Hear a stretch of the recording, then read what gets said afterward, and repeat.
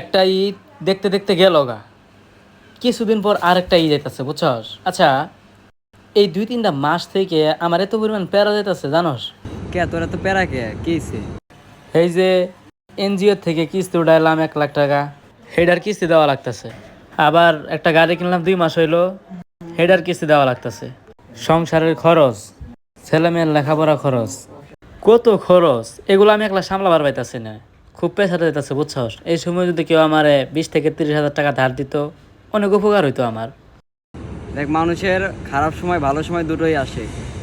তোর ভালো সময় যেরকম ভাবে গেছে না, খারাপ সময় এরকম হয়ে চলে যাবে। তুই চিন্তা করিস না। দেখ, তোর বিকাশে 20,000 টাকা পাঠাইছি, বিকাশটা চেক দে। হ, টাকা আইছে। এত বন্ধু থাকতে আমার সবসময় শুধু তুই আমার পাশে থাকস।